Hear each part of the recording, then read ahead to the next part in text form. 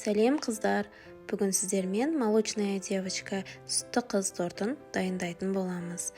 Оригинал рецептпен бөліспекшімін сіздермен. Видеоның соңына дейін қарап, менің каналыма тіркеліп кетуді ұмытпаңыздар.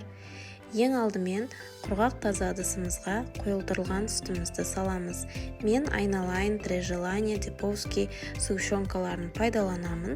Сіздер де сапалы сгущенка пайдаланыңыздар. Оның үстіне 3 жұмыртқаны салып, миксердің көмегімен араластырып аламыз.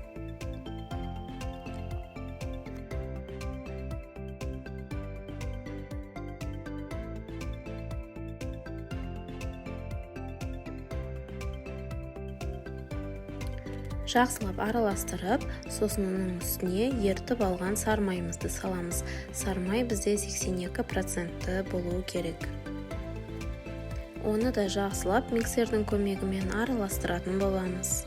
Сосын оның үстіне електен өткізілген ұнға қопсытқышымызды салып араластырып, біздің массамыздың үстіне салып, миксермен араластырып, қою қамыр дайындаймыз.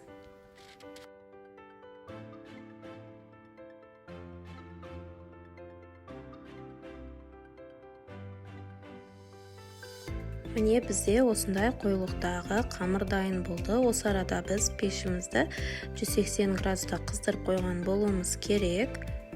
Енді біз пергамент қағаздарымыз дайындап аламыз. Мен 22 диаметрлі формамен ручканың көмегімен пергаменттің үстіне осылай сызып алдым. Пергаменттің сапалысына пайдаланыңыздар, болмаса асты жабысып қалатын болады. Мен Фрекенбок, Поклан пергамент қағаздарыны пайдаланамын. Астына мүлдем жабыспайды, оңай алынатын болады. Біздің қамырымызды осылай жұқалап, барлық жерін бір тегістеп жайып шығатын боламыз. Мен осылай қасықтың көмегімен жаямын, маған осылай ыңғайлы. Кождарымызды 180 градуста қызып тұрған пеште 3-4 минуттан пісіріп аламыз. Пештің алдынан мүлдем кетпейміз қыздар, өйткені біздің кождарымыз өте тез-тез пісіп қалады. Міне екіншісін тағы да жағып көрсетемін сіздерге. Мен көп пергамент қағаз істетпеймін. Осылай 2 форма сызып аламын. Осының көмегімен қайталап пісіре беремін. Асты мүлдем жабыспайды бізде.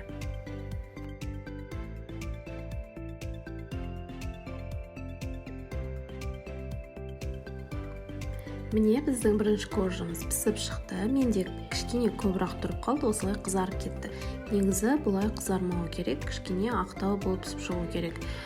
Бізде міне пергамент қағаз тап-таза. Осыған келесі кожды жағып пісіре беремін. Кождарымыз өте оңай алынады пергамент қағаздан.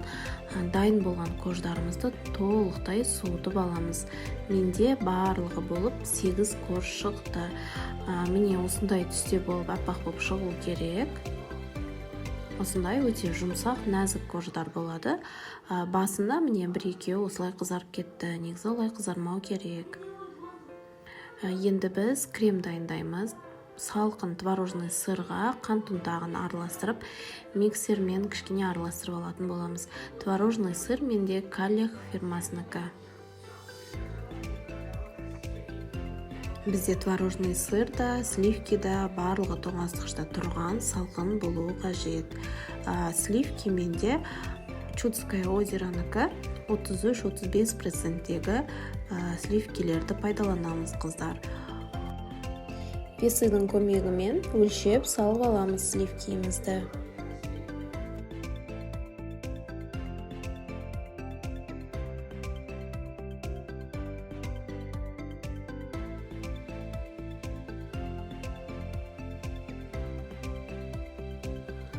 Енді миксермен қою крем болғанша араластырып аламыз.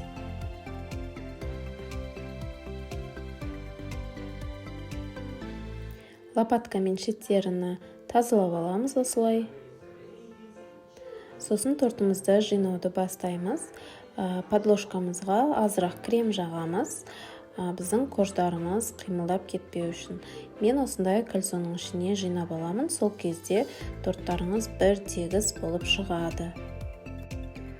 әр корждың арасына 2 қасықтай, 2,5 қасықтай крем салдым. Көз мөлшерімен салып шықтым. Ешқандай веселмен өлшеген жоқпын.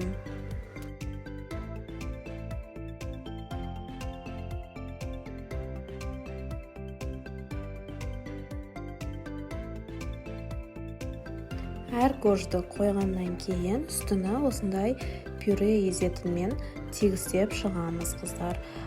Барлық корждарымыз бір тегістей бір-біріне жабысып, арасында ешқандай ауа қалып кетпеу үшін. Ең үстіне қоятын коржымызды теріс жағын айналдырып қоямыз, сол кезде үсті тегіс болады. Торттың ең үстіне көп крем жағудың қажеті жоқ, аздап осындай қалған кремді жағып қоямыз.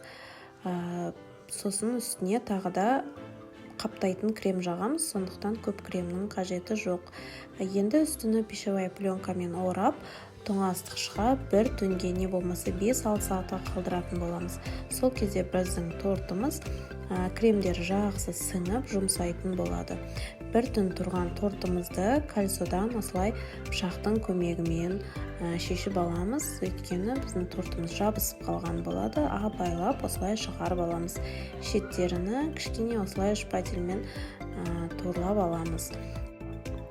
Торттың сыртына мен крем-чизбен қаптадым. Оның рецептін бөлек салатын боламын. Жартысына осындай жасыл түсті араластырып алдым. Не болмаса, тортты жай өздеріңізге дайындап жатқан болсаңыздар, ішіне жаққан кремді кішкене көбірек жасап, сыртына алып қалып, сыртына кішкене крем жағып, сосын вафельный крошкамен әсемдеп қойсаңыздар да болады. Торттың шеттеріне осындай алтын түстес кондуринді спиртпен араластырып, жағып шықтым. Үстілеріне, жан-жақтарына да осылай әсемдеп жағып қойдым. Сосын үстіне осындай дымалақ шариктерді жабыстырып шықтым. Бұндай шариктерді кез келген кондитерлік дүкенде сатады.